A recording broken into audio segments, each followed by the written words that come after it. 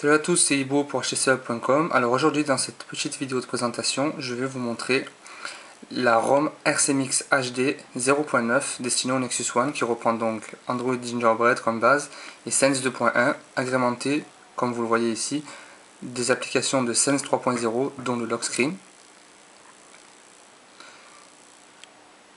qui permet seulement de déverrouiller. On ne peut pas ajouter de widget météo, widget galerie, etc. comme on a pu le voir sur les vidéos de présentation du HTC Sensation. Mais au moins on a le design et c'est déjà pas mal. Ici le widget classique de Sense.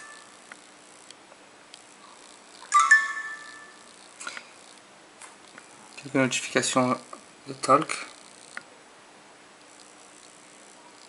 Ici le widget météo classique lui aussi, avec les animations et les sons. On peut le voir ici pour le brouillard. Le widget musique. Bref, c'est du Sense tout classique, et les différences avec Sense 2.1 par exemple installées sur l'Incredible S sont vraiment minimes, mais elles sont pas mal. Par exemple ici dans les paramètres rapides, on retrouve une nouvelle option qui est un curseur pour régler la luminosité directement, depuis le menu ici présent, comme vous le voyez.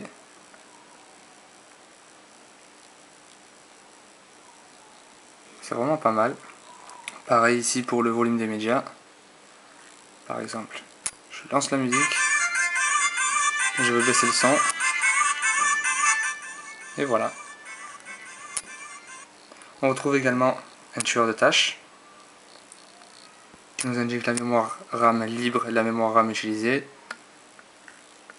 Bref, des changements minimes, notamment aussi au niveau des SMS, qui reprend donc l'interface de Sense 3.0 avec les bulles à la place des conversations seulement séparées par un trait horizontal. Ici on a les bulles directement, et c'est vraiment bien foutu je trouve. C'est pas mal du tout, et ça ajoute un peu au niveau design, ça rajoute quelque chose par rapport à l'application SMS de Sense 2.1 qui est vraiment très sommaire je trouve. Alors, donc j'ai fait le tour vite fait, parce qu'il n'y a pas grand chose à montrer. Si vous avez vu le test de Cyprien sur le HTC Incredible S avec la mise à jour, vous avez quasiment tout vu.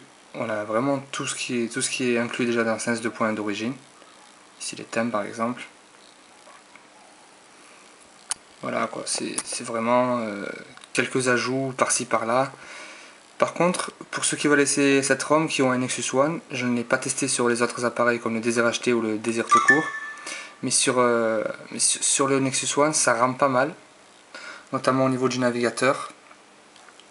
Les pages sont longues à charger, le pinch to zoom est très lent, mais le pire reste la rédaction de texte, car le clavier en fait, je sais pas si c'est le clavier ou c'est le tactile qui ne répond plus très bien avec cette ROM, mais les lettres mettent du temps à s'afficher une fois qu'on a tapé dessus.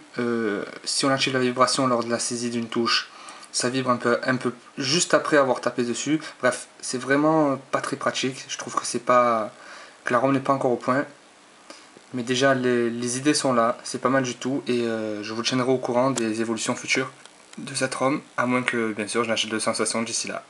Donc, je vais vous laisser avec cette vidéo et je vous dis à la prochaine sur le hub pour de nouveaux tests et de nouvelles vidéos. Ciao ciao.